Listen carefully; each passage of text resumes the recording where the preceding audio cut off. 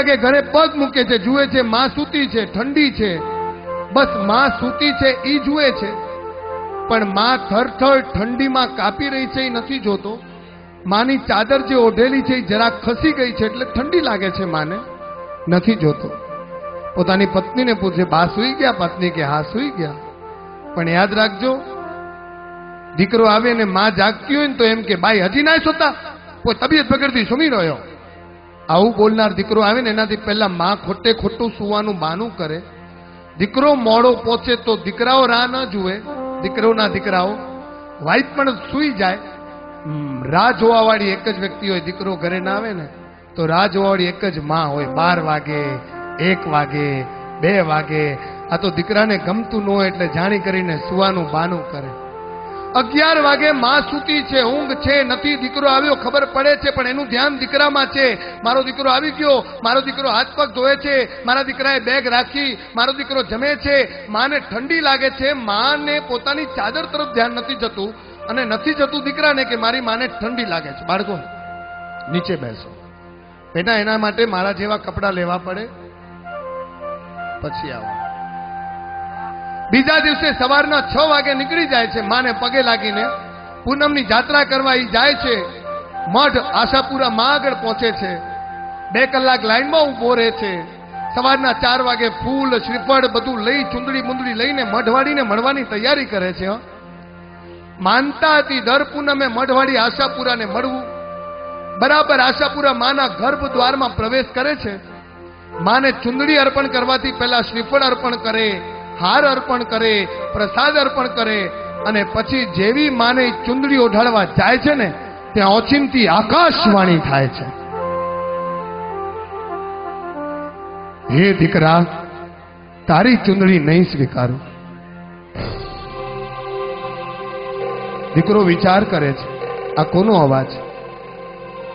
વળી પાછો ચુંદડી ઓઢાડવા જાય છે, હે દીકરા, તારી ચુંદડી નહીં સ્વીકારું. હવે એને ખબર પડી કે આ તો લગભગ માં બોલી રહી છે. કેમ માં, મારી ચુંદડી કેમ નહીં સ્વીકારો? ત્યારે માં એક જવાબ આપ્યો કે દીકરા, મોડી રાતના તું ઘરમાં પગ મૂકે છે, થર થર ઠંડીથી કાંપતી તારી માને તું ચાદર નથી ઓઢાડી શકતો, અને આટલી મોટી જાત્રા કરીને તું મને ચુંદડી ઓઢાડે છે? જે પોતાની માને ચાદર ન ઓઢાડે અને આટલી મોટી જાત્રા કરીને આ માને ચુંદડી ઓઢાડે ને, એ માની ચુંદડીનો સ્વીકાર જ ન કરું. જા જઈને પેલા તારી માને ચાદર ઓઢાડી આવ, અને દર પૂનમે અહીંયા સુધી આવવાની જરૂર નથી. તારી માની સેવા કરીશ ને તો આ મઢવાડી આશા તારા ઘરે આવશે, તારે એને ત્યાં આવવાની જરૂર નહીં પડે. તમારી ચોથી પેઢી છે, મને જંગલેશ્વરની પેઢી યાદ છે. કેટલું જ્ઞાન તમે પામ્યા હતા. ને મારો પેઢીનો સિદ્ધાંત હોય, નકા પેઢી મેં અચો 2 જણે કે મેલો, કોઈ જમો, કોઈ થોડા ગરબા રમો, એનमें भी નખરા વધારે, ગરબા ઓછા. કચ્છ में ગરબી મેરી જા, બાયું રમતી ઊંધી મથે તે ઊંઢેલો વે અને અખ્યું નીચે જ વે.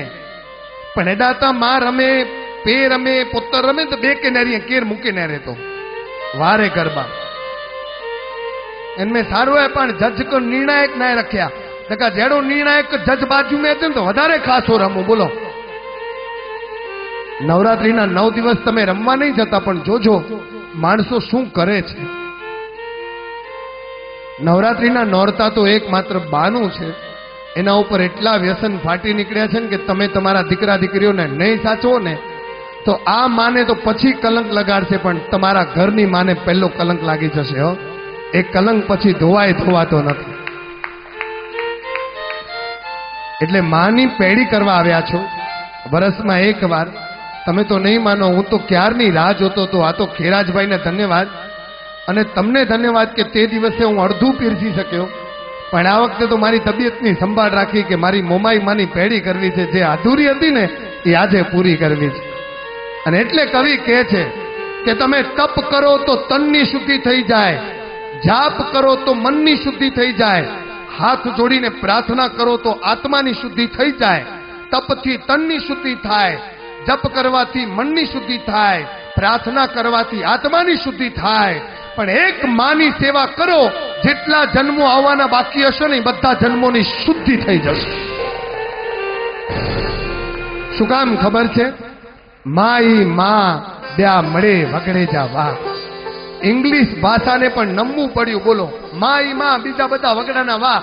અંગ્રેજીમાં એનું તમે ટ્રાન્સલેશન કરો, mother is mother, other is અધર. કેટલું સરસ છે. MOTHER મધર થાય. MOTHER mother. એમાંથી એમ કાઢો, OTHER અધર. કેટલું સરસ છે. MOTHER મધર, એમ કાઢો તો OTHER other. Mother is mother, other is અધર. આ જયશ્રીબેનના અવાજમાં ભજન એટલું સરસ છે ને કે આમાં જો તમારો સાથ હશે ને તો મજા આવી જશે.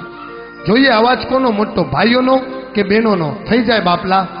તમારા બંનેની સ્પર્ધા, માં જે કોના પર રાજી છે એ અહીંયા પરીક્ષા થશે.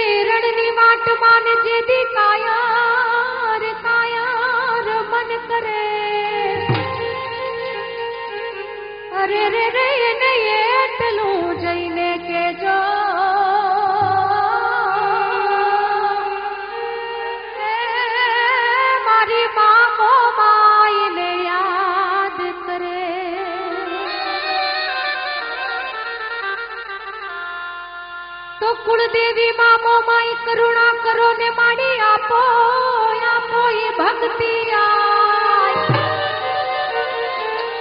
અરે રે રે મારી મો માય તમને જો સમા